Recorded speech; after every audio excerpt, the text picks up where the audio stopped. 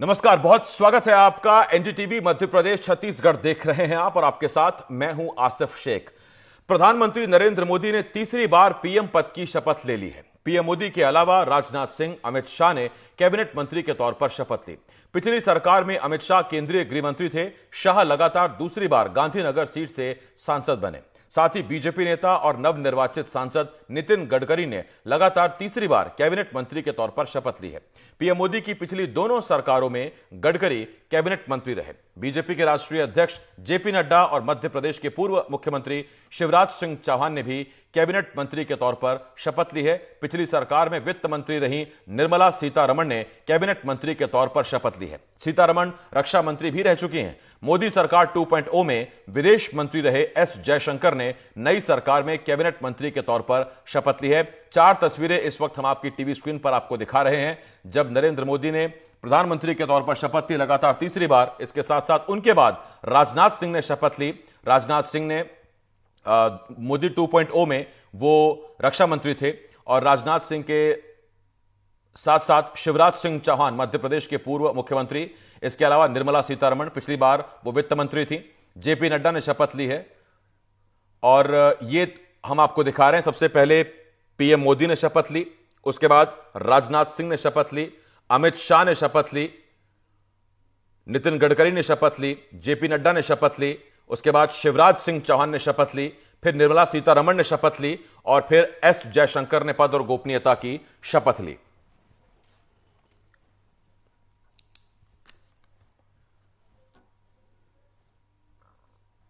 तो कैबिनेट मंत्री के तौर पर जिन्होंने शपथ ली वो हम आपको क्रमानुसार हम आपको ऑर्डर में बता रहे हैं। सबसे पहले पीएम के तौर पर नरेंद्र मोदी ने तीसरी बार शपथ ली, उसके बाद राजनाथ सिंह, अमित शाह, नितिन गडकरी, जेपी नड्डा, शिवराज सिंह चौहान, निर्मला सीतारमण और फिर एस जयशंकर ने शपथ ली।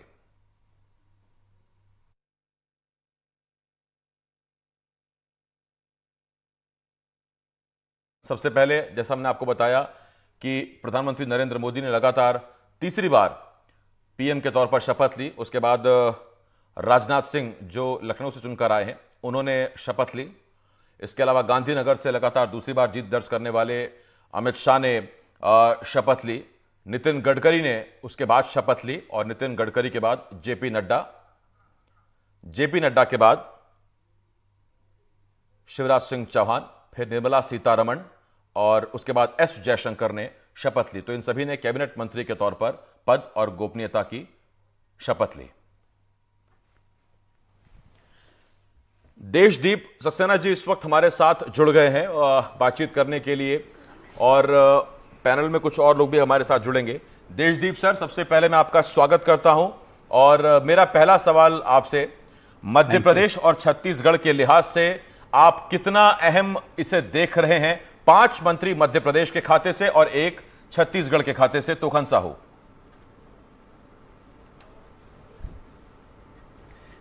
जी देखिए, बहुत इंपॉर्टेंट है दोनों के लिए। मध्य प्रदेश वो जगह है जहां 29 में से 29 सीटें मिली हैं और छत्तीसगढ़ में भी जितनी सीटें हैं वहां वो सारी की सारी सीटें भारतीय जनता पार्टी ने जीती हैं। तो उसी हिसाब से मंत्रियों की शपथ भी होनी थी। लेकिन आसिफ जी, मेरा सवाल एक अलग है। देखिए, ये तो हुआ कि कितनी सीट जीती और कितने लोग हैं, ये तो राजनीति की बात हुई, ये तो होना था। फिर उसमें फिर हम ये भी देखेंगे कि कौन ओबीसी कोटे से है, कौन दलित है, ट्राइबल कौन है, कितना रिप्रेजेंटेशन है। लेकिन इससे जनता को क्या फायदा होने वाला है, ये हमको मेन मुद्दा हमारा ये होना चाहिए कि अगर सागर से खटीक साहब तीसरी बार मंत्री बन रहे हैं तो वहां जनता को क्या फायदा होना चाहिए। देखिए, वो बुंदेलखंड रीजन से आते हैं और ये वो क्षेत्र है आसिफ जी जहां सबसे ज्यादा दलितों पे अत्याचार होते हैं। आज भी अखबारों में है, कल भी अखबारों में था और वो लगातार 2 बार से हिंदुस्तान के सामाजिक न्याय मंत्री और अनुसूचित जाति वेलफेयर मिनिस्टर थे। तो लेकिन वहां दलितों की क्या स्थिति थी, मैंने एक एग्जाम्पल दिया आपको। ऐसे हमने देखा कि सिंधिया जी एविएशन मिनिस्टर थे तो मध्य प्रदेश को फायदा हुआ। यहाँ पे ग्वालियर में एक बहुत बड़ा नया टर्मिनल बन गया, बड़ा है और भी मध्य प्रदेश में कनेक्टिविटी बढ़ी है। तो मैं केवल ये समझना चाहता हूं कि जब इतना सारा रिप्रेजेंटेशन होगा, ट्राइबल का रिप्रेजेंटेशन होगा, आदि दलितों का रिप्रेजेंटेशन होगा, बैकवर्ड का रिप्रेजेंटेशन होगा, शिवराज सिंह चौहान जी को, हालांकि हम ये नहीं कहते कि वो बैकवर्ड में, अपने आप में एक कद्दावर नेता हैं, तो इसमें मध्य प्रदेश और छत्तीसगढ़ के जो आदिवासी दलित लोग हैं या गरीब जनता है या कृषि के क्षेत्र में, उसमें क्या बदलाव आने वाला है, आम जनता की जिंदगी में क्या बदलाव आने वाला है, वो महत्वपूर्ण होगा, ना कि 5 यहां से 1 वहां से। बिल्कुल। इस वक्त बीजेपी की तरफ से वाणी आहलूवालिया जी भी हमें ज्वाइन कर रहे हैं। वाणी जी, आपका स्वागत करता हूं चर्चा में। और वाणी जी, सबसे पहला सवाल मेरा आपसे ये, पहले तो बधाई आपको, आप सभी को, हमारी नई सरकार हमें मिल गई है, शपथ ग्रहण हो गया है और औपचारिक तौर पर हमारे मंत्री, हमारे प्रधानमंत्री हमारे सामने हैं। अब मेरा पहला सवाल वाणी जी आपसे ये है कि बड़ा अच्छा लगा ये देखकर कि एक ऐसा नेता जो लोक नेता की जिसकी छवि है, मध्य प्रदेश की जनता जिसे चाहती है, बच्चे जिसे मामा कहकर पुकारते हैं, 5वें नंबर पर पहली पंक्ति में उन्हें बैठाया गया, उनको शपथ दिलाई गई। प्रधानमंत्री के बाद राजनाथ सिंह, अमित शाह, नितिन गडकरी और उसके बाद फिर शिवराज सिंह चौहान, जेपी नड्डा और शिवराज सिंह चौहान। और जब ये क्रम हम देख रहे हैं तो अब उम्मीद भी बंध गई है कि शिवराज को बड़ा एक पोर्टफोलियो मिल सकता है और अगर उनको बड़ा पोर्टफोलियो मिलेगा तो एमपी की जनता को उसका सीधा लाभ मिलेगा। सबसे पहले तो एनडीटीवी के माध्यम से मैं देश की जनता, मध्य प्रदेश की जनता, सबको एक आनंदमय और सुखमय संदेश देना चाहती हूँ कि सत्य की जीत होती है। सबको नमस्कार करती हूँ। बिल्कुल आज बहुत ही ऐतिहासिक पल है और ये आशा और आकांक्षा से भरा हुआ क्षण है, क्योंकि हम देख रहे हैं कि हमारे गद्दावर नेता वहां पर शपथ ग्रहण का जो समारोह है उसमें भाग लिया है। मध्य प्रदेश से शिवराज जी यानी कि मामा, जिनको हम प्रेम से जानते हैं, जिन्होंने एक संबंध बनाया हुआ है, जिन्होंने आत्मीयता के साथ इस धरा पर काम किया हुआ है, उन्हें नेतृत्व मिला है और निश्चित रूप से ये नेतृत्व हमें, हमारी जनता को कुछ बहुत ही अच्छे परिणाम देगा। इनके माध्यम से हम मध्य प्रदेश की जनता, मध्य प्रदेश की धरा और देश में कुछ अच्छी नीतियां, रीतियां लागू करने में माननीय प्रधानमंत्री जी के नेतृत्व में हम सफल रहेंगे और देश में जो आने वाला समय है वो एक बहुत बड़े परिवर्तन का है और ये सब उस परिवर्तन की आहट है। ठीक, वाणी जी मैं लौट रहा हूं आपके पास। हमारे साथ देशदीप जी जुड़े हुए हैं। देशदीप जी, यही सवाल मैं आपके पास लेके आ रहा हूं कि 5वें नंबर पर शपथ लेना और बड़े बड़े दिग्गजों से पहले शिवराज को शपथ दिलाना, हालांकि ये पार्टी ही तय करती है, प्रधानमंत्री ही तय करते होंगे कि कौन किस पद पर शपथ लेगा, लेकिन हम ये मान के चलते हैं कि एक सीनियरिटी एक होती है और उस सीनियरिटी के आधार पर ही शपथ के लिए बुलाया जाता है। उस आधार पर अगर देखें तो उम्मीद बंध जाती है कि शिवराज को बड़ा पोर्टफोलियो मिलने वाला है।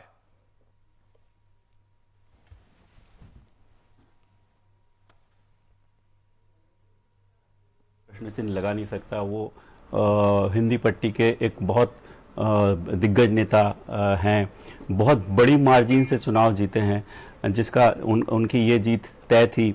16.5 साल उन्होंने मध्य प्रदेश के मुख्यमंत्री के रूप में काम किया है, तो उनकी सीनियरिटी पे कोई प्रश्न चिन्ह नहीं लगा सकता।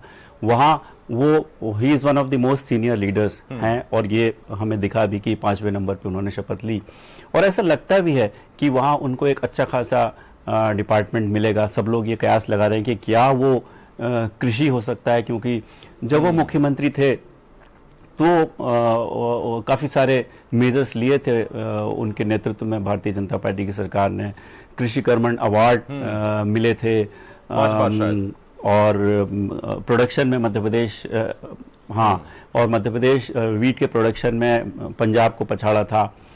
हालांकि फिर मैं वही सवाल करता हूं कि इस सारे जो अचीवमेंट थे उससे किसानों को कितना फायदा मिल पाया था, उनकी जो सोशल या उनकी इकोनॉमी जो स्थिति थी, इकोनॉमिक स्थिति, आर्थिक स्थिति, वो कितनी बढ़ पाई थी, दैट्स अ डिफरेंट थिंग। लेकिन हाँ, वो जाने जाते हैं अपने नेतृत्व के दौरान कृषि के क्षेत्र में काफ़ी काम करने के लिए। तो ऐसा कयास लगाया जा रहा था कि शायद वो अगले मध्य प्रदेश के देश के अगले कृषि मंत्री हो सकते हैं। मैं देशदीप जी लौट रहा हूं आपके साथ। इस वक्त केदार सिरोही जी हमें कांग्रेस की तरफ से ज्वाइन कर रहे हैं। केदार जी, आपका बहुत स्वागत करता हूं चर्चा में। साथ ही साथ हमारे रेजिडेंट एडिटर अनुराग द्वारी जी भी हमें ज्वाइन कर रहे हैं। अनुराग जी, आपके पास आ रहा हूं मैं, फिर मैं केदार जी आपके पास आता हूं। अनुराग सर, मैंने वही सवाल पूछा था कि 5वें नंबर पर शिवराज को शपथ दिलाना, ये थोड़ा पता नहीं कुछ लोगों को चौंकाता होगा, लेकिन देखने में बड़ा सुखद रहा। और तब जबकि हम तो मध्य प्रदेश वाले हैं तो हमें तो और अच्छा लगा, और ऐसे में उम्मीदें बंध जाती हैं। और फिर मुझे 2-3 चीजें याद आती हैं। पहला, कृषि कर्मण अवार्ड, उसके साथ साथ डबल डिजिट में एग्रीकल्चर ग्रोथ रेट, फिर तीसरा, शिवराज की जो मनाने वाली छवि है, अपना बनाने वाली छवि है, वो केंद्र के बड़े काम आएगी तब जबकि बार बार हमने देखा किसान आंदोलन पर बैठते हैं, किसान एमएसपी को लेके, बाकी चीजों को लेके विरोध पर उतर आते हैं। और तीसरा, ये पद अब तक जिन नरेंद्र सिंह तोमर के पास था वो भी अपने एमपी के थे, तो ये पद अपने पास ही रहेगा क्या?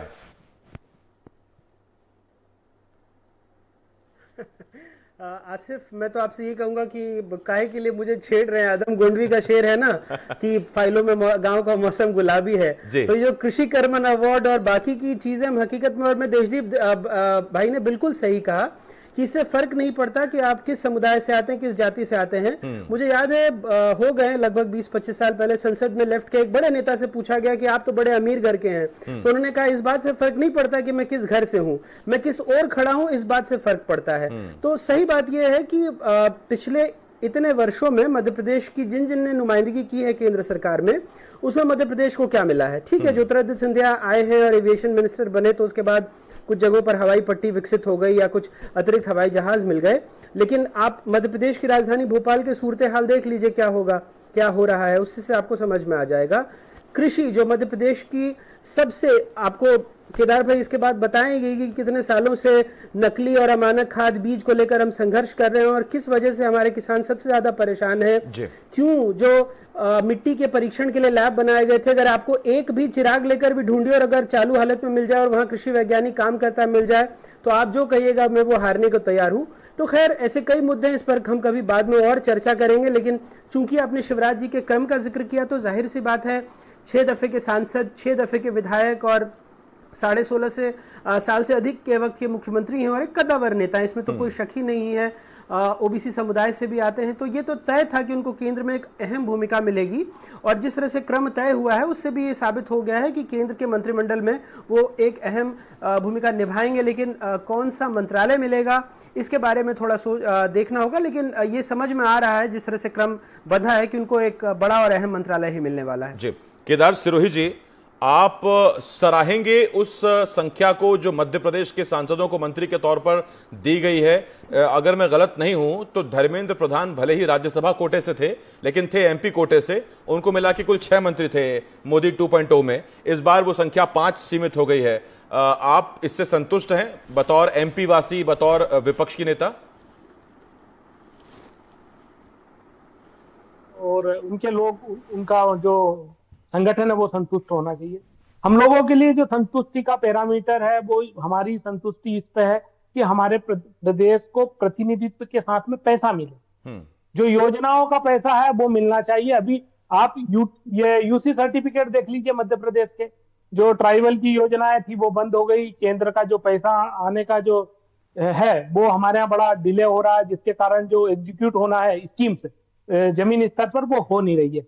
अब देखिए, जो कर्मण का पुरस्कार था दैट इज ओनली टेक्निकल ना, वो तो हमारे आए तो भी है और अभी 2-3 साल और चलेगा। उसमें वो 35-40 नंबर का फॉर्मेट है, उसमें प्रोडक्टिविटी और वो सभी चीज को लेके है। ऐसे कैसे तो केदार जी? वो कहते हैं कि आप ही की केंद्र सरकार ने दिए थे वो। सर मैं वही कह रहा हूँ, वो टेक्निकल है, वो उस पर कोई भी आएगा वो चलेगा। वो पंजाब ने बहुत पहले प्रोडक्टिविटी बढ़ा ली थी, हमारे यहाँ बाद में बढ़ी है, तो उसके कारण वो मिलेगा। वो बहुत टेक्निकल मामला है, उस पर बहुत ज्यादा मतलब कालर ऊंची करने की जरूरत नहीं है। ये तो हर बार अदलता बदलता। अभी 6-7 साल तक जो प्रोडक्टिविटी हमारी चलेगी, उसके बाद एक स्टेबल प्रोडक्टिविटी पा जाएंगे, वो हमको मिलना बंद हो जाएगा, कोई दूसरा राज्य शुरू कर देगा। प्रॉब्लम कई है यहाँ, चैलेंजेस है। पल्सेस में आप देख लीजिए ना, मध्य प्रदेश तो पल्सेस का स्टेट था, क्या स्थिति हुई है। सबसे मैं बता रहा हूँ, मध्य प्रदेश में आज की तारीख में हमारा सबसे बड़ा चैलेंज है वो है सोयाबीन को बचाना। मध्य प्रदेश की इकोनॉमी जो है वो सोयाबीन से सुधरी है। आप इसका पूरा हिस्ट्री देख लीजिए, मैं उसका पूरा टेक्निकल बता देता हूं आपको। आज की तारीख में हमारे पास सोयाबीन से अच्छी कोई क्रॉप नहीं है, परंतु यहाँ पर सीड में जो नर्सिंग घोटाला आप सुने ही अभी चल ही रहा है मध्य प्रदेश में, इससे कई गुना बड़ा मध्य प्रदेश में सीड घोटाला, सोयाबीन का सीड घोटाला है। मंडियों से खरीदकर सर्टिफाइड सीड के नाम से, टीएल सीड के नाम से मध्य प्रदेश में पिछले सालों से बिका जा रहा है। बाकायदा नीचे से ऊपर तक कमीशन जाता है। सबको मालूम है, मीडिया हाउस को लेके, मुख्यमंत्री हाउस से लेकर विभाग तक और कंपनियों तक पूरी तरीके से करप्ट हो चुका है। तो आज हमारा जो प्रोडक्शन है 30 कुंटल पर हेक्टेयर होने वाला, वो आज 10-12 कुंटल पे ही रह गया। जो सोयाबीन का जो किसान है वो पिछड़ता हुआ चला गया। यह मध्य प्रदेश के लिए सबसे बड़ा चैलेंज है। आप एग्रीकल्चर की अगर शिवराज जी आते हैं तो वही अमानक खाद बीज जो मध्य प्रदेश आज की देश में नंबर 2 पे इसकी रैंक आई हुई है, जहां पर सिंगल सुपर फास्फेट है। मैं दावे के साथ सर लाइव बोल रहा हूं आपको, कल आपकी टीम को भेज दीजिए, मैं बता रहा हूं ब्रांडों को उठा लीजिए। 95% सिंगल सुपर फास्फेट के जो ब्रांड है वो पूरे सब स्टैंडर्ड है। 16% की जगह वहां पर 5% मिल रहा है।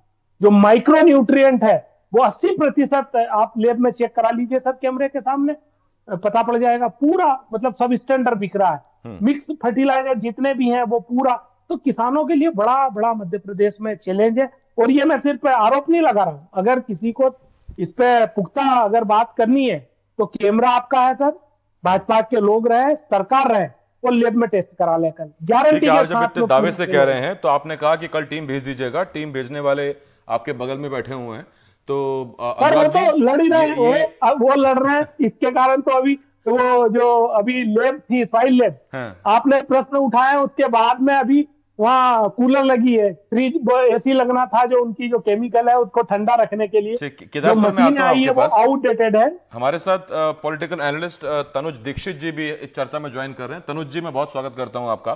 तनुज जी, आपसे एक सवाल पूछता हूं, फिर बाकी मेहमानों के पास में जाता हूं।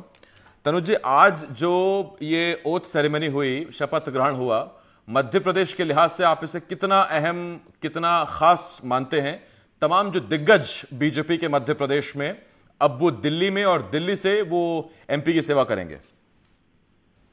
देखिए, निश्चित रूप से ये जो मोदी 3.0 है, इसके अंदर जो मध्य प्रदेश से हमारे पूर्व मुख्यमंत्री शिवराज सिंह चौहान, पूर्व केंद्रीय मंत्री ज्योतिरादित्य सिंधिया, साथ ही साथ हम देख रहे हैं कि इसके अंदर और भी एक दो नाम, जैसे कि हमने देखा अभी राज्य मंत्री के रूप में जुड़ेंगे, क्योंकि टोटल 72 मंत्री जो है शपथ लेने जा रहे हैं और अभी शपथ समारोह चल रहा है। तो निश्चित रूप से जैसे सावित्री ठाकुर का भी मालवा निवाड़ से नाम है, तो देखने को यही मिल रहा है कि मध्य प्रदेश को एक जो इम्पोर्टेंस मिलना चाहिए। शिवराज सिंह जी एक अनुभवी नेता है और विगत 18 वर्षों से मध्य प्रदेश के मुख्यमंत्री रहकर के नेतृत्व किया है। मुझे लगता है कि एक अच्छी दिशा, और साथ ही साथ ज्योतिरादित्य सिंधिया भी एक अनुभवी राजनीतिक है, कांग्रेस के सरकार में भी मंत्री रहे हैं, भारतीय जनता पार्टी की सरकार में भी केंद्रीय मंत्री रहे हैं, तो निश्चित रूप से ये भी उनका एक टर्म अच्छा जाएगा और मुझे लगता है कहीं ना कहीं इसका फायदा सभी को मिलेगा। ठीक, तनुज जी, मैं लौटता हूं। अनुराग जी, मैं जरा ज्योग्राफिकली समीकरण समझने की कोशिश कर रहा था। जो जातीय समीकरण है वो तो है ही, उसके अलावा ज्योग्राफिकली अगर देखें तो सावित्री ठाकुर मालवा निमाड़ से, बुंदेलखंड से वीरेंद्र खटीक, ग्वालियर चंबल से ज्योतिरादित्य सिंधिया, इसके अलावा नर्मदापुरम मध्य से शिवराज सिंह चौहान, दुर्गादास उइके, आप महाकौशल ले लीजिए। और रही बात विंध्य की, तो वहां से जहां छूट रहा है वहां से पहले डिप्टी सीएम आ चुके हैं और मालवा निमाड़ से तो सीएम है ही। तो ऐसा लगता है कि शायद कोने कोने से जाति समीकरण साध के, अच्छी खासी तैयारी करके तब नाम ये सामने आए हैं। कोई कोना छूटता दिखता है क्या आपको? बिल्कुल, आपने सही कहा। क्षेत्रीय समीकरणों की आपने सारी बातें कर दी। जातिगत समीकरण में भी देखिए तो 2 ओबीसी चेहरे हैं, ज्योतिरादित्य सिंधिया और शिवराज सिंह चौहान। इसके अलावा 2 आदिवासी चेहरे हैं, दुर्गादास उइके और सावित्री ठाकुर, और एक दलित चेहरा वीरेंद्र खटीक के रूप में। तो जातिगत समीकरणों के अलावा क्षेत्रीगत समीकरणों को साधा गया है। हाँ, ये जरूर है कि अगर केंद्र में नुमाइंदगी के तौर पर देखें क्योंकि मध्य प्रदेश ने 29 में से 29 सीटें दी है, तो विंध्य का क्षेत्र छूटता हुआ नजर आ रहा है। वहां से डिप्टी सीएम है लेकिन वो राज्य सरकार में है। ऐसे वहां पर लगभग हर इलाके को नुमाइंदगी देने की कोशिश की गई थी, लेकिन केंद्र में अगर सवाल होगा तो लेकिन अब ये भी तो है कि ये गठबंधन का दौर है बीजेपी के लिए भी, तो सहयोगी दलों को भी संतुष्ट करना उनके लिए बहुत जरूरी होगा, क्योंकि कहीं ना कहीं अपने दम पर तो बहुमत नहीं है बीजेपी के पास। तो ऐसे में हर चीज़ को देखना होगा, बिठाना होगा, कौन सा पासा कहाँ फिट बैठता है, कैसे क्या काम होता है। तो ये बीजेपी और एनडीए का अपना अंदरूनी मामला है। लेकिन मध्य प्रदेश और छत्तीसगढ़ के लिहाज से नुमाइंदगी लगभग उतनी ही है जितनी पहले हुआ करती थी। छत्तीसगढ़ में देखना होगा कि टोकन साहू को क्या भूमिका देते हैं, क्योंकि वहां पर भी 11 में से 10 लोकसभा उम्मीदवार दिए हैं, और ये उन राज्यों में है, चाहे मध्य प्रदेश हो चाहे पड़ोसी छत्तीसगढ़ हो, जिसकी वजह से बीजेपी का आंकड़ा है वो कम से कम इस जो 240 के आसपास है या उससे गिरा नहीं है। क्योंकि इस बार मध्य प्रदेश में भी उम्मीद की जा रही थी कि 7 से 8 सीटों में कड़ी टक्कर होगी, 4 सीटों में हुई है, और इस लिहाज से कम लोगों को ये लग रहा था कि मध्य प्रदेश और छत्तीसगढ़ से पिछली दफे की तुलना में शायद ज्यादा नुमाइंदगी मिली, लेकिन फिलहाल ऐसा होता दिख नहीं रहा है। अनुराग जी, छत्तीसगढ़ का भी सवाल मैं पूछ ही लेता हूं आपसे, फिर बाकी एमपी के सवाल मैं अपने बाकी मेहमानों से पूछूंगा। तब जबकि 11 में से 10 सीटें बीजेपी को मिली, कम से कम बृजमोहन अग्रवाल रायपुर से जीत कर आने वाले 8 बार के विधायक, इतने सीनियर नेता, वो शायद मानकर चल रहे होंगे और ये बड़ा लाजमी है कि उन्हें भी शायद मंत्री पद मिले। लेकिन तब जबकि इतना बड़ा गठबंधन बना है, क्लियर मैंडेट अकेले बीजेपी को है नहीं, तो वो जो मोदी पहली सरकार में 5 मंत्री गैर भाजपाई, दूसरी में 2 मंत्री गैर भाजपाई, इस बार शायद वो 10 से 15 का आंकड़ा है। तो ये सियासी मजबूरियां भी छत्तीसगढ़ की हिस्सेदारी को ले डूबी क्या? देखिए, 2 तरह की बातें हैं। एक तो आपने जो खुद ही कहा कि सियासी मजबूरियां हैं, जिसके बारे में हमने भी जिक्र किया, और दूसरा टोकन साहू जिस समुदाय से आते हैं वो उनकी आबादी लगभग छत्तीसगढ़ में 30 लाख के आसपास है, और फिर से ये वो शख्स हैं जो छत्तीसगढ़ में किसान मोर्चा के बीजेपी के अध्यक्ष हुआ करते थे। तो दोनों तरीकों से बात है। शायद ये भी माना जा रहा हो कि खुद ही राज्य की राजनीति में भी, क्योंकि अविभाजित मध्य प्रदेश से बहुत वरिष्ठ विधायक रहे हैं बृजमोहन अग्रवाल, तो उनको काफी कुछ दिया पार्टी ने, ऐसा भी शायद ये समझा जा रहा हो। और अब दिल्ली की राजनीति में उन्हें कब कैसे फिट होते हैं, लेकिन उनके साथ एक पुराना किस्सा भी है 20 साल पहले का, और कई लोग ऐसा कह रहे हैं कि शायद ये वजह बनी, लेकिन मुझे नहीं लगता। राजनीति में कई चीजें इधर उधर हो जाती हैं, लेकिन मुझे लगता है जैसा हम सब समझ रहे हैं कि जो सहयोगी दल हैं उनकी नुमाइंदगी को लेकर, जैसा आपने आंकड़ा बता ही दिया, वो एक मजबूरी रही होगी कि शायद छत्तीसगढ़ से उस कदर नुमाइंदगी नहीं मिल पाई जिस अनुपात में सीटें जीती गई। ठीक, वाणी जी, तब जबकि एक सुर में बीजेपी ने, मध्य प्रदेश ने बीजेपी को 29 की 29 सीटें दे दी, क्या हिस्सेदारी और बड़ी होनी चाहिए थी, या वही गठबंधन की मजबूरी एमपी की 1-2 मंत्री पद की सीटें और ले गया? देखिए, ये जो सवाल है आपके, ये केंद्र के तरफ जाते हैं। जो भी नेतृत्व देना होता है केंद्र को, वो लोग इस चीज में गंभीरता से विचार करते हैं, और किसको केंद्र में लाना है, किसने राज्य स्तर पर रहना है और यहाँ पर ना वाणी जी, ऐसे नहीं बचेंगे आप। जब वोट मांगे जा रहे थे केंद्र के लिए, तब तो आप भी आगे थे ना। तो अब एमपी का आदमी अपने लिए मंत्री पद मांगेगा, तब आप कह रहे हैं कि केंद्र का जिम्मा है ये? देखिए, ये एमपी की वाणी है जिसका जवाब आपको देना है जी। तो एमपी की वाणी के लिए ही मैं बोल रही हूँ, और मैंने निरंतर जितने दिन हमने प्रचार किया, मैं बिल्कुल स्पष्ट कहा था 29 सीटें आएंगी, केंद्र में बड़ी भूमिका। तो बड़ी भूमिका के तौर पे हमारे पूर्व मुख्यमंत्री तो सबसे पहले वहां पहुंचे हैं, उनके साथ में सिंधिया जी हैं, 2-3 जन और हैं। अब आगे इनको और क्या विस्तार करना है, ये तो वहीं पे फैसला करेंगे। और निश्चित रूप से भारत का दिल है मध्य प्रदेश, भारत के दिल ने, मध्य प्रदेश ने अपने प्रधानमंत्री के लिए, इस बीजेपी सरकार के लिए स्पष्ट बहुमत दिया है, जो वर्षों तक याद रहेगा। तो निश्चित रूप से यहां भी हमारे योगदान को सराहा जाएगा। देखिए मैडम भाई, पुरानी कहावत है कि दिल रहना चाहिए साफ, दिल में कुछ रहना नहीं चाहिए। तो अगर दिल के लोगों के दिल में कुछ रह गया तो फिर दिक्कत हो जाएगी, बाकी ठीक है। केदार सिरोही जी, दिल साफ है इसलिए तो 29 आई है। ठीक, केदार सिरोही जी आपके पास आ रहा हूं। केदार जी, मेरा वही सवाल है, पीसी शर्मा को हमने सुना था, वो कह रहे थे कि जितनी कामयाबी बीजेपी को मिली है, कम से कम दर्जन भर मंत्री तो यहां से होने चाहिए थे। तो ये कुछ ज्यादा डिमांड कर लिया आपने, या वाकई बहुत आशान्वित हैं आप नई केंद्र सरकार से कि कम 12 मंत्री तो एमपी से होने चाहिए, तब आएगा मजा? वो उनका कहने का मुझे जो लॉजिक लगा, वो इसलिए थोड़ा मैं उसको और आगे बढ़ा दूं कि उनने जो 10 साल का कार्यकाल देखा है शर्मा जी ने, तो मध्य प्रदेश को केंद्र की तरफ से कोई विशेष बड़ा 5-6 उससे मिला नहीं है। तो उन्होंने सोचा सही लाने के लिए संख्या दुगनी कर दो। उनका लॉजिक ये हो सकता है क्योंकि जो अधिकार मध्य प्रदेश को मिलना चाहिए वो मिले नहीं। देखिए मध्य प्रदेश में 29,000 स्कूलें बंद हो गई सर। आज की तारीख में जो अस्पताल है वहां पर डॉक्टरों की व्यवस्था नहीं। किसानों को जो बिजली मिलना है वो बातें तो 16 घंटे 15 घंटे की होती है, 8 घंटे भी प्रॉपर वोल्टेज के साथ में बिजली नहीं मिल रही है।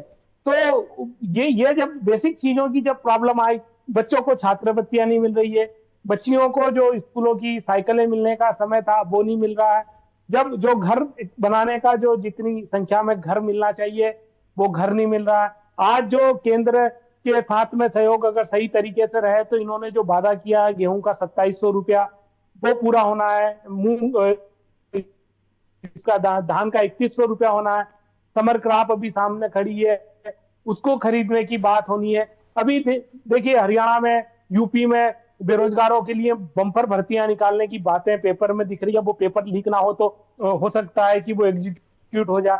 मध्य प्रदेश में आज बेरोजगारी का आलम देख लीजिए सर, 3 लाख पोजीशन करीब गवर्नमेंट में खाली है पूरे सभी, उसको मिला के वो हमारे लिए एक बड़ा चैलेंजेस है। अभी हमारे यहाँ इकोनॉमिकली हम लोग पैरालिसिस की तरफ है। मध्य प्रदेश की जो सरकार है तो आयोगों को बंद करने की बातें हो रही है, लोगों को तनख्वाह नहीं मिल रही है समय पे। तो जो ये चैलेंजेस है अब इनसे निपटने की एक ही आस है कि मंत्रियों की संख्या ज्यादा बढ़ जाए। पर एक दूसरा सवाल ये भी है कि अभी तो उनने पारदर्शिता की शपथ ली, बराबरता की समझ ली, पक्षपात की बिना पक्षपात किए हुए सब काम करने की शपथ ली, तो वो भी एक मसला है।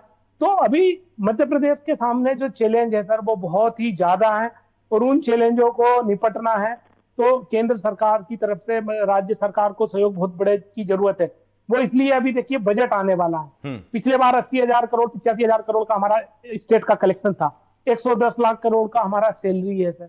पिछली बार नॉन ऑन टैक्स है वो बढ़ गया था, वो इस बार वो डबल किया जा रहा है। मतलब जो नॉन ऑन टैक्स है वो या तो राज्य सरकार के एसेट बेचे जाने हैं या और किसी तरह का लोन या गिरवी रखना का मामला है।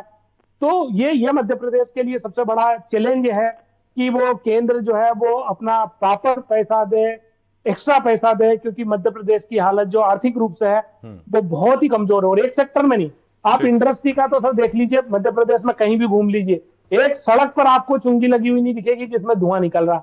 कहीं रोजगार वाले शाम को मिल रहे हैं कि यहाँ पर 18 साल से ऊपर वाले नीचे वाले को काम नहीं मिलेगा, मजदूर वो कम तनख्वाह वाले का प्रतिबंधित हो, तमाम ऐसे कहीं बोर्ड लगे हुए नहीं दिखते हैं। लोग जो है वो आज की तारीख में मध्य प्रदेश में खेती ही जो है वो उनको सबको बड़ा रोजगार दे रही है। नहीं, मैं आपको बहुत ध्यान से सुन रहा था केदार जी। मेरा एक सवाल देशदीप जी आपसे है। देशदीप सर, ये इतनी सारी चीजें हैं तो इस पे ये कांग्रेस जनता तक पहुंचा नहीं पाती कि जनता को इनकी समझ नहीं आती? क्योंकि आप देखिए लगातार 3 बार 15 साल से अगर आप देखें तो पहले कम से कम छिंदवाड़ा शिवपुरी 2 सीटें थी, फिर वो 1 सीट रह गई और इस बार तो 1 भी सीट नहीं रह गई। तो केदार जी जितनी चीजें बताते हैं ये जनता तक क्यों नहीं पहुंचा पाते?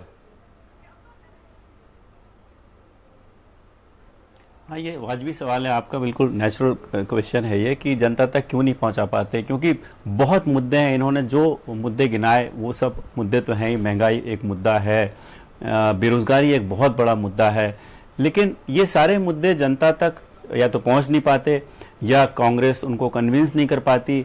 या फिर एक और बात है कि जो नैरेटिव तैयार होता है चुनाव में वो हिंदू मुसलमान का रहता है, वो मंदिर मस्जिद का रहता है। तो धर्म के और कम्युनल ये जो मुद्दे बनते हैं उन मुद्दों में शायद जनता को ये याद नहीं रहता कि बेरोजगारी भी है, उनके बच्चे बेरोजगार हैं, या महंगाई है, या बहुत सारी चीज़ें जो रोजमर्रा के जीवन में जो समस्याएं आती हैं। लेकिन अल्टीमेटली तो यही है कि विपक्ष के रूप में कांग्रेस जनता को ये मुद्दों से कन्विंस नहीं कर पाती और शायद यही कारण है, हम यही कारण मानते हैं कि जो इलेक्शन के रिजल्ट, क्योंकि डेमोक्रेसी में तो चुनाव की जीत हार से ही सब कुछ होता है, तो रिजल्ट हमारे सामने है, 29 में से 29 बीजेपी के पास जी। और इसमें एक बात ये कि भले ही कांग्रेस ने एमपी में कुछ ना किया हो, लेकिन कम से कम देश में इंडिया ने बेहतरीन प्रदर्शन किया है और इस बार अच्छा प्रदर्शन किया है। अनुराग जी कुछ कह रहे हैं? हाँ अनुराग जी बोले सर। हाँ, मैं ये कह रहा था कि उस कड़ी में एक बात भूल गए शायद केदार भाई, क्योंकि जिससे बीजेपी सत्ता में आई थी, वायदा लाडली बहनों को 3,000 रुपए देने का भी है प्रति महीने। और अगर मध्य प्रदेश सरकार ऐसा करती है तो साल भर में उसको सिर्फ एक लाडली बहना योजना के लिए 45,000 करोड़ रुपए की जरूरत होगी। तो आप समझ लीजिए कि राज्य का जीएसडीपी तो उस अनुपात में बढ़ नहीं रहा है। एक योजना में 45,000 करोड़ रुपए देंगे। और आसिफ, अगर आप मुझे आधे मिनट का वक्त और दे पाए तो जो कांग्रेस की निष्क्रियता की बात थी, तो मुझे बहुत एक अच्छा उदाहरण याद आया। कुछ दिनों पहले बात थी, शायद 2 साल पहले की बात होगी, कि कांग्रेस के नेता घिराव करेंगे मध्य प्रदेश की विधानसभा का और ट्रैक्टर से घेरेंगे। 1200 ट्रैक्टर आ गए थे। केदार भाई जानते हैं, कांग्रेस के एक बड़े नेता लेकर के आए थे। हमने भी खूब लड़ाई की क्योंकि पुलिस वाले विधानसभा जाने नहीं दे रहे थे। हमने कहा कि आप हमें कैसे रोक सकते हैं।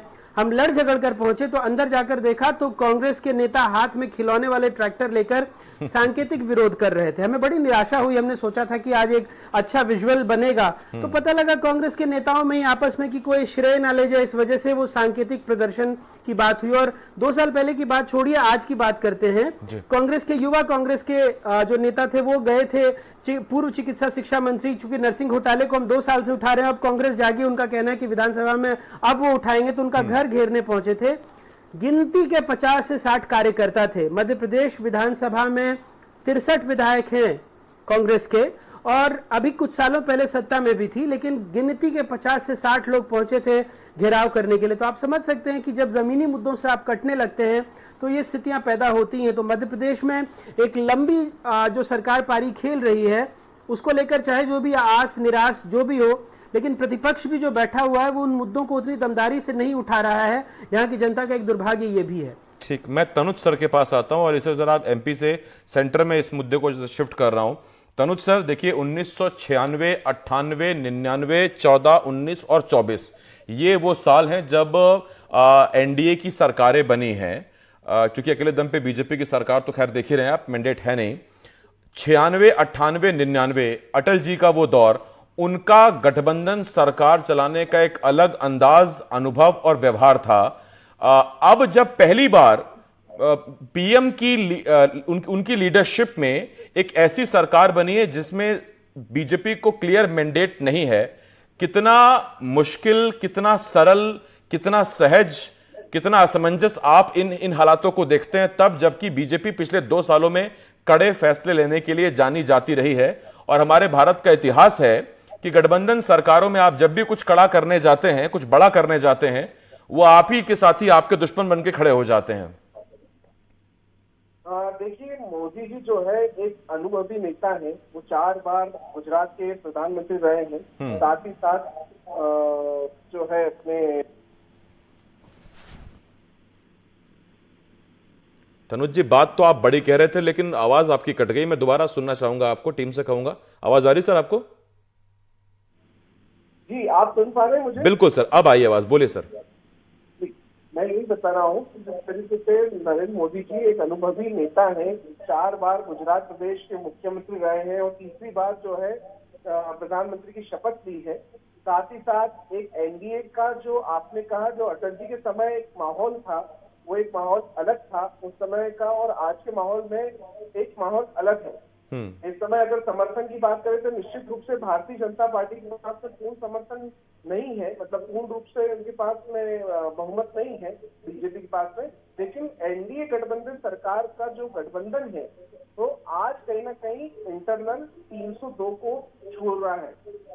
302 के आसपास की सीटें मानी जा रही कि उनके पास में है, क्योंकि बहुत जल्दी, जैसे कि हमको पता है, दूसरे गुट के लोग से संपर्क कर रहे हैं और वो एनडीए को ज्वाइन करेंगे। साथ साथ जो निर्दलीय है वो भी साथ में आने के लिए है। तो इस तरीके से जो है एनडीए का गठबंधन, मुझे लगता है कि इस बार सरकार पूर्ण रूप से शायद चले, क्योंकि ऐसा लग नहीं रहा है कि कोई तोड़ जोड़ की राजनीति, क्योंकि अभी बहुत अच्छे अवसर थे, पर शुरुआती दौर में हमने देखा चंद्रबाबू नायडू और नीतीश कुमार जो जिनपे काफी संदेहास्पद माहौल था, लेकिन उन्होंने भी जो है एनडीए का पूर्ण समर्थन करा। और देखिए, मुझे नहीं लगता है कोई भी बहुत बड़ा पद, जैसे कि 4 बड़े मंत्रालय है, वित्त है, गृह है, रक्षा है, या अन्य कोई ऐसा बड़े मंत्रालय, मुझे नहीं लगता है कि एनडीए गठबंधन जो पार्टियां हैं उनको भारतीय जनता पार्टी नहीं। तो तनुज जी, जब मुस्लिम रिजर्वेशन की बात आएगी, जब अग्निवीर की बात आएगी, तब तो दोनों नेताओं की चीजें अलग रहेंगी, या सरकार में मंत्री बनने के बाद अब सब एक राय एक सुर हो जाएंगे?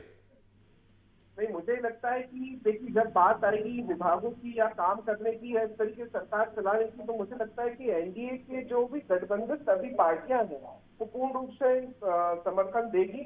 और मुझे लगता है कि मोदी 3.0 जो है शायद अपना कार्यकाल पूर्ण रूप से आराम से पूरा करेगी। ठीक, वाणी जी मैं आपके पास आ रहा हूं। वाणी जी, कहने को कई सवाल हैं, लेकिन एक सवाल यह भी कि जनता जरूर ये स्ट्रैटेजी समझना चाहेगी। बड़ा गजब हुआ है पिछले एक साल के अंदर अंदर, जो सांसद थे आपने उनको पहले विधायक बनाया, उनमें से कुछ मंत्री बने, कुछ रह गए। जो विधायक थे, मुख्यमंत्री थे, वो जाके सांसद हुए और केंद्रीय मंत्री हो गए। तो जरा ये समीकरण समझाएंगे कि कार्यकर्ता भी जानना चाहता है कि उसके साथ आगे क्या होने वाला है। भारतीय जनता पार्टी एक कैडर बेस्ड पार्टी है, तो हर एक व्यक्ति की जो औकात होती है वो एक कार्यकर्ता की होती है। कार्यकर्ता पहले, नेता बाद में। तो ये जो आप बोल रहे हैं कि कुछ सांसदों को विधायक बना लिया, बात आती है विश्वसनीयता की, बात आती है किसी भी सरकार की क्रेडिबिलिटी की। भारतीय जनता पार्टी को निरंतर मध्य प्रदेश में क्यों सफलता मिल रही है? सफलता इसलिए मिल रही है कि जो भी चेहरे नीचे जमीनी ठोस मजबूत कार्यकर्ताओं के तौर पर उतारे जाते हैं, उनकी विश्वसनीयता है। और अभी जो भाई साहब बोल रहे थे कि कुछ आंदोलन में उन्होंने देखा कि 40-50 से ज्यादा की संख्या नहीं होती, तो मैं वही बोल रही हूँ, कांग्रेस की विश्वसनीयता और भाजपा की विश्वसनीयता में जमीन आसमान का अंतर है। मैं आशा यही करती हूँ कि अब कम से कम एक काबिल विपक्ष होने के लिए खड़ा हो सकेगा कांग्रेस। नहीं, केंद्र में तो काबिल विपक्ष के तौर पर खड़ी हो ही जाएगी, नंबर वाइज तो कम से कम ये लग रहा है। लेकिन राज्य में क्या स्थिति है, इसकी कोई गारंटी नहीं है। अच्छा, ठीक, लेकिन राज्य में क्या स्थिति है, केदार सिरोही जी बेहतर बताएंगे। केदार जी, क्या 29 में से 29 बीजेपी को जाना, कांग्रेस का सुपड़ा साफ हो जाना महज लोकसभा चुनाव के नतीजे हैं, या दरअसल ये स्वीकार्यता पर सवाल है जीतू पटवारी के नेतृत्व, नेता प्रतिपक्ष उमंग सिंघार के नेतृत्व पर? देखिए, इसमें बड़ा लंबा विषय, इसमें कई तरीके से इसको क्लासिफाई करना पड़ेगा कि इसमें हमारा जमीनी स्तर का संगठन, भारतीय जनता पार्टी की रणनीति, उनका पुलिस, उनका पैसा, उनका मैनेजमेंट, उनका बूथ मैनेजमेंट, फिर उसके बाद में हमारे पास संसाधनों की कमी, फिर हमारा जो लोकसभा में हम लोगों ने डिसेंट्रलाइज करके जो चुनाव लड़ने की योजना बनाई, वो उसकी रणनीति, फिर जो लाडली बहना का जो इम्पैक्ट है वो, फिर बूथ से वो पुलिंग स्टेशन तक लोगों को निकालने की, ऐसे बहुत से लंबे फैक्टर्स हैं जिनके कारण ये चुनाव हम लोगों ने हारा है। हाँ, ये इसमें कोई दो राय नहीं है, हमारा संगठन आज की तारीख में कमजोर है, बहुत कमजोर है। परंतु दूसरी तरफ इस कमजोर संगठन के साथ में 32-34% का एक वोट बैंक जो खड़ा है, वो हमारे लिए एक बहुत बड़ा सरप्लस है। और मुझे लगता है बहुत कम मेहनत में अभी आप तो केदार जी, क्या ये कहना गलत होगा कि जो 34% वोट बैंक की आप बात कर रहे हैं, ये कांग्रेस का पारंपरिक और कोर वोटर है, जिसे फर्क नहीं पड़ता कि आप जमीन पर कितनी मेहनत कर रहे हैं, वो कांग्रेस को ही वोट देगा, और आप अपने लिहाज से आप कुछ नहीं जोड़ पाए उस 34% में? मैंने सर वही कहा कि मतलब ये हमारे लिए एक तरीके से बहुत बड़ा गिफ्ट है। मतलब 32-34% हमारे लिए काम करने के लिए बड़ी आसानी की, इतना बड़ा सिक्योर वोट बैंक है, हमें बहुत कम संख्या बढ़ानी है। और जिस तरीके से तकलीफें हैं मध्य प्रदेश में, जिस तरीके से शासन चल रहा है, कानून व्यवस्था पूरी तरीके से ध्वस्त हो चुकी है, ऐसे में युवा पूरा हताश है, किसान हताश है। तो हमारे लिए वोट, बस सवाल वही है कि हम हमारे संगठन को, लेकिन दिक्कत की बात यह है सर कि अब दोनों जगह, चाहे राज्य में चाहे दिल्ली में, कम से कम 5 साल आपको वेट करना पड़ेगा। वाणी जी कुछ कह रही हैं, वाणी जी बोलिए, फिर मैं बाकी मैं जाता हूं।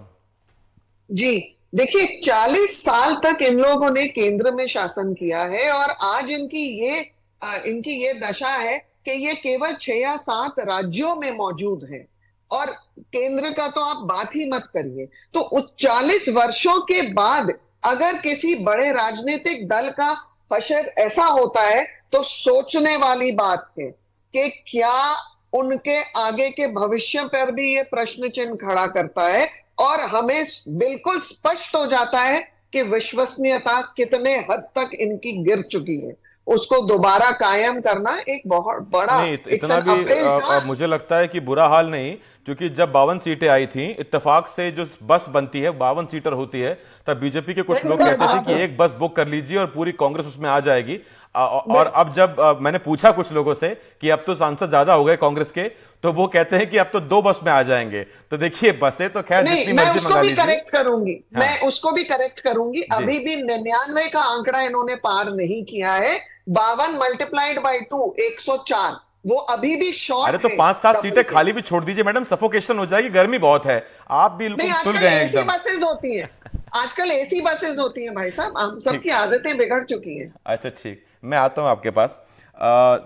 आप थोड़ा सा पेट्रोल डीजल अगर सस्ता कर दें वाणी जी, तो एसी बस भी बुक करा देंगे, उसमें कोई दिक्कत नहीं है। अब तो आपकी डबल इंजन सरकार है फिर से एक नहीं, बार। अब तो देखिए, अब तो हम हाइब्रिड पे और नाइट्रोजन टेक्नोलॉजी पे जा रहे हैं। मतलब पेट्रोल डीजल सस्ता नहीं करेंगे आप, हमसे बिजली से बस पेट्रोल चलवा डीजल देंगे। Is going to be outdated, we are going to move on to hybrid technology and E vehicles. हमको एनवायरमेंट फ्रेंडली होना है। अच्छा ठीक, मैं इस पे आता और झाड़ हूँ, पेड़ पौधे काटेंगे। आता हूं। एक सर, मैं जवाब केदार दे जी दूं? 1 मिनट। अनुराग सर, जब मैं केदार जी से बात कर रहा था तो अनुराग जी मेरे मन में सवाल यह आया, उन्होंने कहा फिर वही बात कि पुलिस प्रशासन, जैसा कांग्रेस नेता कहते भी थे कि पीपीपी मोड पे चलता है पुलिस प्रशासन पैसा, तो अगर ये सब चीजें हैं तो कम से कम आज ही का जब आपने उदाहरण दिया, आज जब नरसिंह घोटाले में प्रदर्शन करना था तो कौन से पुलिस, कौन से प्रशासन और कौन से पैसे ने आपको लिमिटेड कर दिया कि आप 100 से ज्यादा लोग नहीं जाएंगे? कौन सी धारा 144 लगी हुई थी, और अगर लगी भी हुई थी 50 कैसे पहुंच गए? इसमें कहां से पुलिस पैसा प्रशासन आ गया? जब तक जमीन पर मौजूदगी दिखाएंगे नहीं, जनता भरोसा करेगी कैसे? देखिए, केदार भाई बहुत स्पष्ट बोलते हैं। केदार भाई खुद ही कृषि में एमएससी हैं और बहुत पढ़े लिखे इंसान हैं। पर यह बात उन्होंने स्वीकार भी की है कि जमीन पर उनका संगठन इतना मजबूत नहीं है। लेकिन जमीन की बात छोड़िए, मैं तो कह रहा हूं कि चुनाव के वक्त में खुद वो भी ये बात मान रहे हैं। और भोपाल में ही कम से कम 5 ऐसे बूथ होंगे जहां कांग्रेस का एक भी पोलिंग एजेंट नहीं बैठा था। और एक तरफ उनका मुकाबला उस दल से है जो आज शपथ ग्रहण हो गया और वो कल से चुनाव की, अगले 2029 की चुनाव की तैयारियों में जुट जाएंगी। तो ये तो फर्क है। मैंने कई बार कहा है कि इस पर सवाल उठ सकते हैं कि बीजेपी के पास सुकमा में भी अपना पार्टी दफ्तर है, और जिस झीरम घाटी में कांग्रेस की पूरी लीडरशिप का सफाया हो गया, बहुत दुर्भाग्यपूर्ण वो घटना थी जिसमें नक्सलियों ने पूरे नेताओं को मार डाला।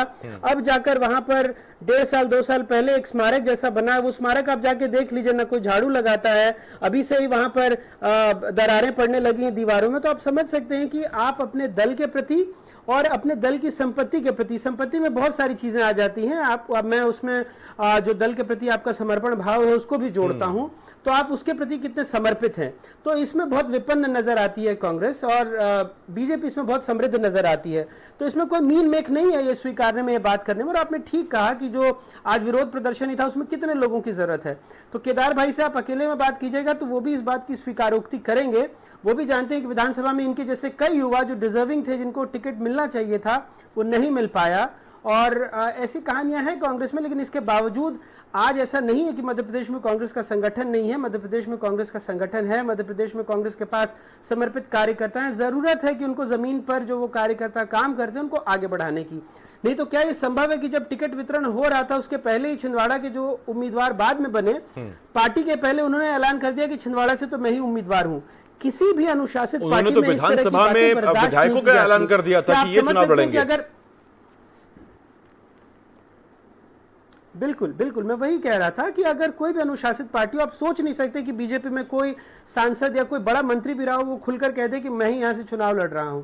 तो इन चीजों से कांग्रेस को पार पाना होगा, तभी जाकर के। खैर, हम तो एक बात रख सकते हैं, सुझाव देना हमारा काम नहीं है, सोचना कांग्रेस का खुद का काम है। हम पत्रकार हैं, हर चीज को बाहर से ही देखते हैं और बाहर से जो हमारी जो बातें हमें समझ में आती है वो रख देते हैं।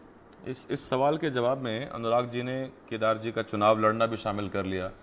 दुखती रग अमूमन भावुक कर देती है, लेकिन हकीकत ये भी, चिंता वही करते हैं जो अपने होते हैं, जिनको चिंता होती है। और जब किसी भी पार्टी का कार्यकर्ता मेहनत कर रहा है और उसे अगर प्रतिनिधित्व का मौका नहीं मिलता है तो फिर जाहिर बात है दुख होता है, क्योंकि हम भी चाहते हैं कि अच्छे चेहरे आगे आएँ। हालांकि डिस्क्लेमर ये है कि जो चेहरे भी काम कर रहे हैं वो अच्छे नहीं है, ऐसा हम बिल्कुल नहीं कह रहे हैं। देशदीप सर, मैं आपके पास आ रहा हूं। और देशदीप सर, मेरा आपसे एक सवाल। कांग्रेस के सामने चुनौती ये भी है कि जो फ्रंट बेंच है वो अपनी सीटों तक सीमित हो गई, वो खुलकर बाहर आ नहीं पाई इन चुनावों में। और जो सेकंड बेंच को प्रमोट करके फर्स्ट बेंच पे लाया था वो अपने आप को ऐन मौके पर साबित कर नहीं पाए। अब ये बीच में 1.5 वाली बेंच कहां से लाई जाए? या तो सीनियर नेता हैं जिन्हें कांग्रेस खुद कह रही है कि ये चुके नेता हैं, इनको आप थोड़ा सा रेस्ट दीजिए और युवाओं को मौका दीजिए, तो दिया गया। अगर युवा काम नहीं कर पा रहे, सीनियर अपनी सीटों पर सीमित हैं, तो फिर कांग्रेस कैसे रिवाइव करेगी? सही सवाल है आपका। और कांग्रेस को रिवाइव जितनी जल्दी कर ले वो अच्छा है कांग्रेस के लिए। देखिए आसिफ जी, कांग्रेस अभी एक ट्रांजिशनल फेस में मुझे लग रहा है मध्य प्रदेश में है। आपने सही कहा, जो प्रथम पंक्ति के नेता थे वो उनका क्या रोल था या उनका क्या रोल है अभी, या फिर पार्टी उनका क्या रोल देखती है आने वाले समय में। और उसके बाद जो लीडरशिप थी जिसने अभी ऐसा लगता है कि टेक ओवर किया है कांग्रेस को, जिसमें जीतू पटवारी जी हैं, जिसमें उमंग सिंगार जी हैं, लेकिन उनके भी रवैये पे प्रश्न चिन्ह लगने लगा है। एक तरीके से कांग्रेस में फिर से एक घमासान की स्थिति पैदा हो गई है। उनसे भी सवाल किए जा रहे हैं। लक्ष्मण सिंह जी ने सवाल किया, अजय सिंह जी कुछ बोल रहे हैं, राहुल सिंह जी। तो कांग्रेस में एक घमासान की स्थिति मची हुई है, जो कि बहुत ऑब्वियस है। चुनाव हारने के बाद ये स्थिति पैदा होती है। लेकिन कांग्रेस के केंद्रीय नेतृत्व को चाहिए कि जितनी जल्दी से जल्दी वो इन इश्यूज़ को एड्रेस कर सके मध्य प्रदेश में, इन इश्यूज़ को रिजॉल्व कर सके मध्य प्रदेश में, चाहे वो लीडरशिप का इशू हो, चाहे जीतू पटवारी जी का अगर उनको इस्तीफा लेना हो वो ले लें, या नहीं लेना हो तो एक लोगों को बताएं कि नहीं, पटवारी जी ही रहेंगे और ये एक अच्छा काम कर रहे हैं। जो भी करना हो, जो भी फैसला लेना हो, कांग्रेस के नेतृत्व को वो फैसला जल्दी लेना चाहिए। जैसे अनुराग भाई ने बोला कि उनका मुकाबला उस पार्टी से है कि आज शपथ हुई और कल उन्होंने चुनाव की तैयारी करना शुरू कर देना है। ऐसे में कांग्रेस को बिल्कुल स्क्रैच से शुरू करना है, एकदम शुरुआत से, जिसे भोपाल में बोलते हैं स्टार्टिंग से स्टार्ट करना है कांग्रेस को। तो उन्हें चाहिए कि अपने मुद्दे जल्दी से जल्दी सुलझा ले, वो उनके लिए अच्छा रहेगा। देशदीप जी सर ने बात की और 3 दिन 4 दिन पहले लक्ष्मण सिंह यही कह गए थे जब नतीजे आए थे कि कांग्रेस को का खा गा घा से शुरू करना पड़ेगा। उन्होंने ट्वीट किया था, हालांकि पीएम पे निशाना भी साधा था उन्होंने। तो कई बार उनका भी जो वर्जन होता है उसे भी बड़े गहनता से समझना पड़ता है, कभी वो इधर दिखाई देते हैं, कभी उधर। लेकिन खैर क्या करना है वो तो पार्टी देखेगी। तनुज जी, मेरा आपसे एक सवाल। तनुज जी देखिए, कहने और सुनने में ये भी आया कि वक्त कम था, जीतू पटवारी बनाते बनाते अपनी टीम बना नहीं पाए, और हुआ ये कि अधूरी तैयारी के साथ कांग्रेस गई और उसके बाद फिर जो नतीजे हैं वो सामने हैं। और इधर कमलनाथ का केवल छिंदवाड़ा तक सीमित हो जाना, दिग्विजय का केवल राजगढ़ तक सीमित हो जाना, और उधर सुरेश पचौरी जैसे दिग्गजों का चले जाना, शायद उन सब ने मिलकर ताबूत में आखिरी कील ठोक दी। इसे कहावत के तौर पे ही लीजिएगा। जी देखिए, यही है कि कांग्रेस का जो प्रश्न आपने किया, साथ में उत्तर भी इसी में दिया है आपने। सबसे बड़ी बात यही है, जब दिग्गज पुराने जो नेता होते हैं जो मध्य प्रदेश कांग्रेस के थे, चाहे वो कांतिलाल भूरिया हो, चाहे वो दिग्विजय सिंह हो, चाहे वो कमलनाथ हो, चाहे वो यही क्यों ना हो, लेकिन देखिए जहां पर जीतू पटवारी की बात है, नई कमांड चुनाव के समय पे देना कई बार पार्टी के लिए सफल ऑप्शन भी हो सकता है और कई बार विफल भी हो सकता है। और निश्चित रूप से ये कहना गलत नहीं होगा कि इस बार जो ये कांग्रेस का प्रयोग है ये निश्चित रूप से असफल रहा। और देखिए, अगर मैं कहता हूं, अगर जीतू पटवारी सीटें लाते लाते रह गए, कहीं कांग्रेस सीटें लाते लाते रह गई है, तो कहाँ रह गई है आप बताइए। एक भी सीट 29 लोकसभा सीटों में से पहले ही एक ही सीट थी जो नकुलनाथ की थी और छिंदवाड़ा की थी, वो एक सीट भी इस बार नहीं बचा पाए। तो निश्चित रूप से ये कांग्रेस की बड़ी हार हुई है मध्य प्रदेश में। और इसके लिए मैं सोचता हूं कि हाँ, कांग्रेस के जो नए अध्यक्ष है वो भी जवाबदारी लेना चाहिए और निश्चित रूप से इसको स्वीकार करना चाहिए। केदार जी, पिछले मैं सिर्फ 2 दशक की बात करता हूं, एक बहुत बड़ा जो बदलाव मध्य प्रदेश में आया वो ये कि पहले मुख्यमंत्री स्तर के दावेदार नेता कांग्रेस में अच्छी खासी तादाद में हुआ करते थे। सरकारें बनती थी तो हिसाब किताब डिबेट बैठा करती थी कि कौन मुख्यमंत्री होगा। अब वो सीमित हो गई है 2 नेताओं तक। आप नाम नहीं लूंगा, समझ रहे हैं, और सबको पता है कौन कौन से नेता, कमलनाथ, दिग्विजय। लेकिन 2 दशक में जो बदलाव आया वो ये कि अब वो मुख्यमंत्री पद के स्तर के नेता या उस कद के नेता, बड़े नेता 2 दशक में बीजेपी में आपसे कहीं गुना ज्यादा हो गए हैं। तब जबकि बीजेपी कहती है कि आपके पास नेता नहीं बचे चुनाव लड़ने के लिए, तो इसमें क्या गलत है? नेताओं की आपके यहां या तो वो रिटायर होने लगे, मार्गदर्शन मंडल में चले गए, और बाद में उन्होंने बीजेपी ज्वाइन कर ली। सुरेश पचौरी के एग्जांपल है। और उधर बीजेपी ने अपने कैडर को प्रमोट कर करके इतने बड़े नेता बना दिए कि आज आप संख्या देख लीजिए कि वहां कितने स्टार हैं और आपके यहां कितने स्टार हैं। क्या आप इससे सहमत हैं? मैं बिल्कुल सहमत हूँ। देखिए, लीडरशिप जो है वो संघर्ष से डेवलप होती है। मैं विदेश से नौकरी छोड़ के आया, करीब मुझे 10 साल हो गए, और मैं 10 साल से मैं भी ये देख रहा हूँ, लड़ रहे हैं। 2019 की कांग्रेस में जब सरकार बनी थी, अनुराग साहब उस समय भी अच्छा सिरोही साहब, थोड़ा सा जमीनी डिबेट स्तर से पर खबर हटके, करते हैं। तो विदेश से जब नौकरी छोड़ के आए, पिछले 10 साल से आप यहाँ हैं, तो घर वाले उस फैसले का आपको सराहते हैं कि कोसते हैं कि वहीं ठीक थे भैया, क्या कर रहे हैं? सराहते हैं सर। देखिए, जब आपका विजन क्लियर हो और आपकी सोच अच्छी हो कि मुझे रूरल के लिए काम करना है, किसानों के लिए काम करना है, जो अच्छी नीचे बात का है। तबका उसके वेलफेयर के लिए काम करना है, तो अप्रिशिएट करेंगे। अगर मैं दूसरी तरीके का कोई वो होता, तो मेरा कभी वो, मतलब इसमें बहुत क्लियर है कि हम लोग एक जरूरतमंदों के लिए काम करने वाले लोग। 2019 में सरकार बनने का काम था, यहाँ पर जितने एक्टिविस्ट थे उसमें मैं भी था, या बहुत से लोग थे उसमें, तमाम लोगों की जो मेहनत थी उसके साथ कोऑर्डिनेशन हुआ, सरकार बन गई। तो जमीन पर संघर्ष करने की जरूरत है। कांग्रेस के जितने लोग ज्यादा संघर्ष, देखिए लीडरशिप तो संघर्ष से डेवलप होगी, ये पाठशाला में तो होती नहीं। अगर होती तो सबके बच्चों को हम लोग कैम्ब्रिज एम्ब्रिज और इधर उधर भेज देते, डिग्री लेके आ जाते और आके यहाँ काम हो जाता।